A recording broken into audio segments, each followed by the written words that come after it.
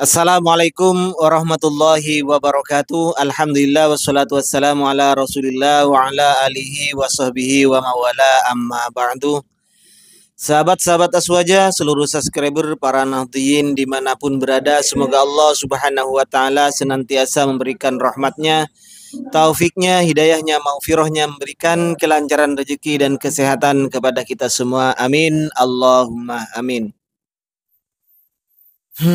Beginilah jadinya kalau orang bodoh, fanatik buta menjadi pembela ustadz-ustadz Wahabi.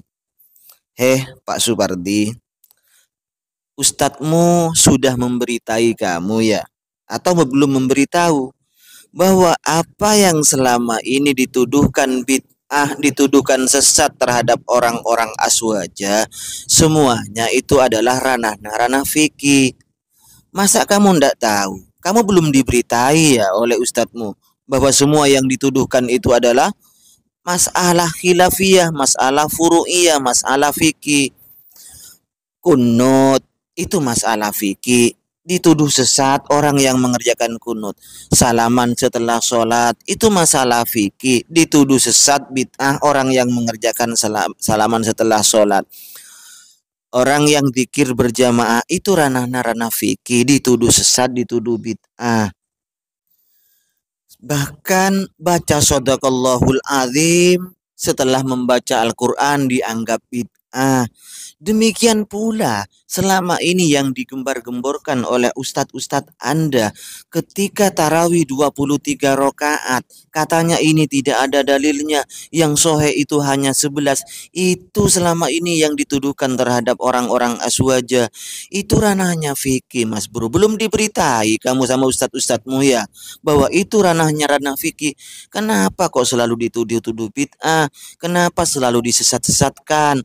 Bahkan masalah yang seringkali dianggap menyembah kubur oleh ustadz-ustadz Anda adalah masalah tawassul terhadap orang yang telah meninggal dunia, orang soleh yang meninggal dunia, para wali yang meninggal dunia. Ketika tawassul melalui mereka dianggap menyembah mereka, dianggap menyembah kubur.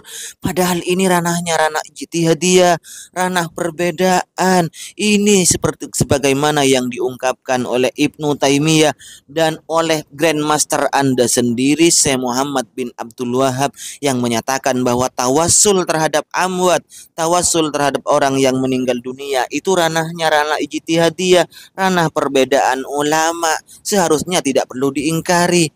Kamu ini Mas Bro, dan memang wataknya mungkin orang-orang Wahabi itu.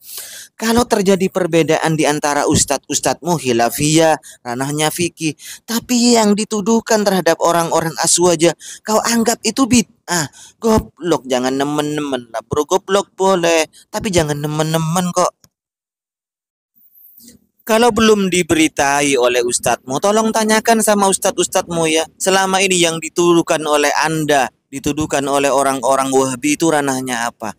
Fikih apa masalah akidah? Tolong tanyakan bro. Bro, kalau kamu itu belum diberitai oleh ustadzmu, minta agar diberitai ya oleh ustadz-ustadzmu itu. Tahlilan itu ihda'us sawab, dibid'ah-bid'ahkan. Padahal Ibnu Qayyim sendiri, Ibnu Taimiyah mengatakan ihda'us sawab itu sampai.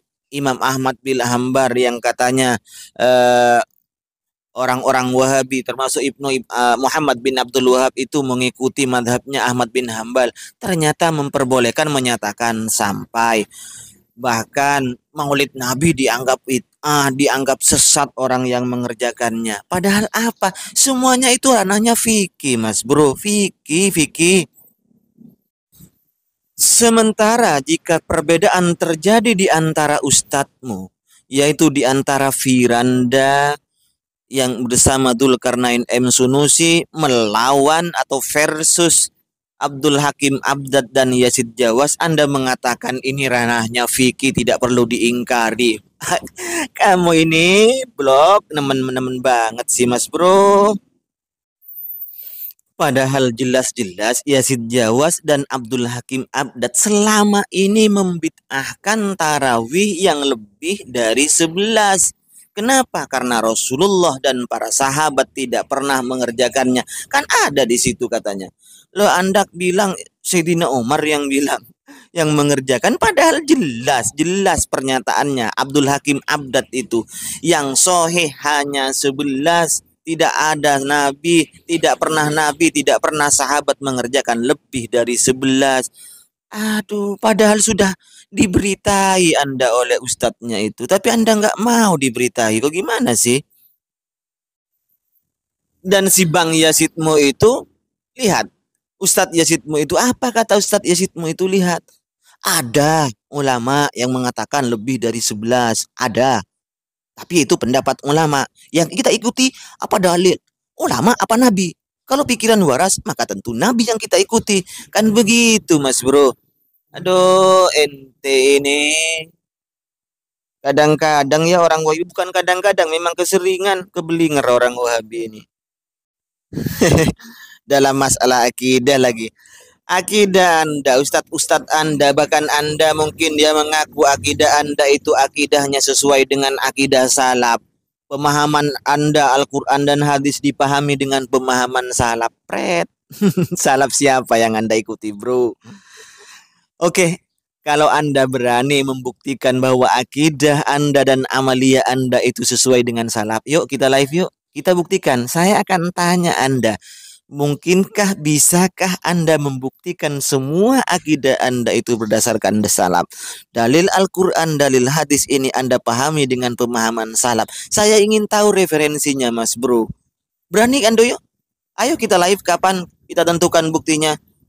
Bukan gimana-gimana, maksudnya ingin tahu, membuktikan bahwa ternyata omong kosong Wahabi selama ini akidahnya, amaliyahnya sesuai salaf. Mari kita buktikan ini kalau memang Anda itu benar bahwa akidah kalian, amaliyah kalian itu sesuai salaf. Ayo.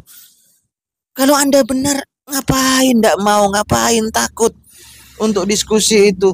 Seharusnya buktikan bahwa akidah Anda, amaliyah Anda sesuai salaf. Ini referensinya lengkap. Ayo, saya ingin membuktikannya bahwa akidah Anda itu memang sesuai dengan salaf. Jadi lama-kelamaan orang-orang Wahabi ini kalau komen malah menampakkan kedunguannya, malah menampakkan kebelingerannya, menampakkan bahwa dirinya itu asal komen, membela, membabi buta. Ini namanya taklid buta terhadap ustadz-ustadz Anda. Ustadz Anda sudah jelas begitu masih dibela. Bahkan sudah jelas-jelas banyak yang berbohong masih dibela. Ini apa tandanya? Ini namanya taklid buta, taklid kebelinger, karena orangnya yang taklid Anda dan jamaahnya, termasuk Anda dan para jamaah Wahabi yang lain, itu rata-rata orang yang tidak ngerti agama, yang tidak bisa baca kitab, sehingga mudah dibohongi oleh ustadz-ustadz yang berlabel luar negeri. Anda itu pengagum gelar, Anda itu pengagum jamaah Wahabi, semuanya itu pengagum gelar, sehingga apa yang disampaikan oleh yang katanya ustadz luar negeri itu semuanya adalah benar. Walau dibohongi, dirinya merasa bagaikan dikasih emas, padahal yang diberikan itu kotoran manusia yang juga kuning.